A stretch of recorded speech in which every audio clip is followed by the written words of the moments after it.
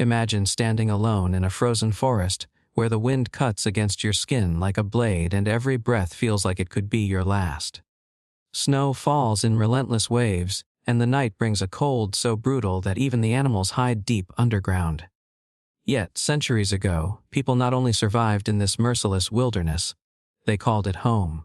With no modern tools, no warm clothing, and no safety nets, they endured. But survival wasn't just about battling nature. It was about enduring the cruelty of humanity itself.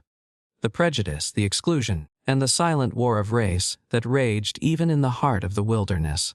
In the heart of medieval Europe, long before cities rose and kingdoms claimed their power, survival was not a choice. It was a relentless struggle. Deep within the endless forests of the north, winters were merciless. Temperatures plummeted far below freezing, rivers turned to glass, and the land itself seemed determined to erase anyone who dared to inhabit it. Yet, scattered among these frozen woods were small hunting groups. Men and women who depended entirely on the land, their instincts, and their will to live. Among them was a young hunter named Elias, born into a family of mixed heritage. A background that marked him as different, and in those times, different was dangerous. Even in the middle of nowhere, far from kings and crowns, prejudice followed him like a shadow. Many refused to hunt beside him, some blamed him for bad luck, and others whispered that his blood was impure. But Elias knew that in the forest, hatred was a luxury no one could afford. The cold didn't care about the color of your skin or the language you spoke. It killed everyone the same. Every winter, he and a handful of others would journey deep into the woods to hunt, trap, and forage, not just for meat, but for survival itself. They carried only crude weapons, animal skin cloaks, and centuries of inherited knowledge. Each day was a test of endurance, and every mistake could mean death. But for Elias, the struggle went deeper than hunger or frostbite. His real battle was proving that he belonged, that even those society tried to cast aside had the strength to outlast nature itself. As the first storms of winter rolled across the land, the forest transformed into a frozen labyrinth. Trees groaned under the weight of snow, rivers vanished beneath sheets of ice, and paths that once seemed familiar became deadly traps. For Elias, this was the beginning of the season he both dreaded and lived for. The time when hunters disappeared into the woods for months, chasing survival in a place where mercy did not exist. The group he traveled with was small, 6 men and 1 woman, each skilled in their own way. But even among them, Elias felt the invisible wall that separated him from the rest.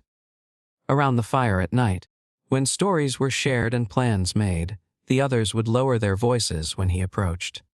If a trap failed or an animal escaped, someone would glance his way as if his very presence had cursed their hunt. Still, he endured it all in silence. He had learned long ago that survival wasn't just about food or shelter. It was about swallowing the hatred that could consume you from the inside. Days blurred into weeks. The hunts grew harder. With prey migrating deeper into the woods and blizzards cutting off familiar trails, they were forced to push further north than ever before. Supplies ran thin. Frostbite nipped at their fingers and toes. Nights stretched endlessly as the howls of wolves echoed through the darkness. And through it all, Elias became the silent backbone of their survival. He built traps where others failed.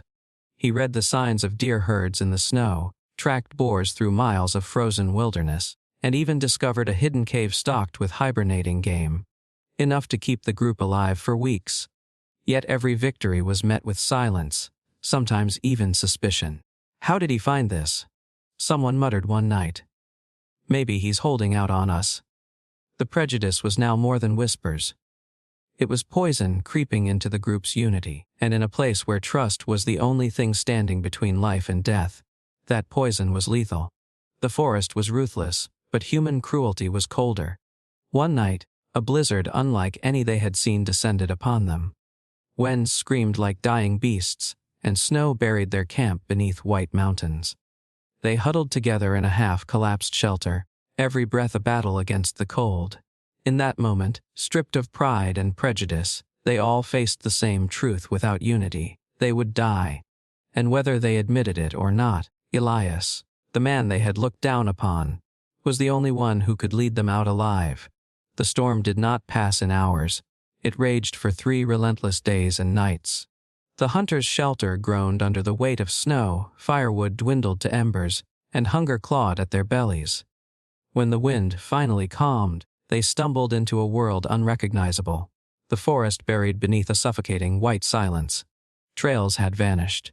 Landmarks were gone. Even the stars, their ancient guides, were hidden by thick clouds. Panic rippled through the group. Without direction, they were lost, days from the nearest village, with food for barely 2 more nights. Accusations flared. One man shouted that Elias had led them astray. Another blamed his bad blood for the storm itself. The words stung, but Elias stayed silent. He had weathered insults before. He had endured a lifetime of being told he didn't belong. But here, in this frozen hell, their hatred was more than cruelty. It was a death sentence.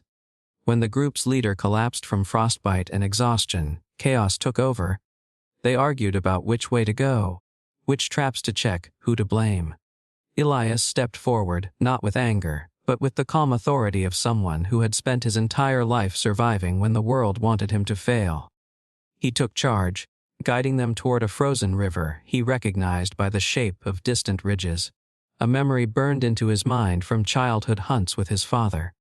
Along the way, he crafted snow shelters, rationed what little food remained, and kept the fire alive through nights that felt endless.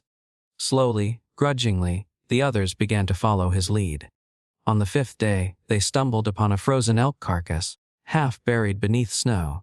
Enough meat to save them from starvation. A week later, Elias led them out of the forest entirely, back to the edge of civilization. Not one of them spoke as they crossed the tree line. But the silence was no longer heavy with suspicion. It was the silence of shame. The realization that the man they had despised, the one they had tried to blame for their suffering, was the reason they were still alive. Elias didn't need their gratitude. Survival itself was proof that dignity and strength run deeper than prejudice, even in the coldest corners of the human heart. When spring's first thaw finally touched the edges of the forest, the hunters returned to their village changed men.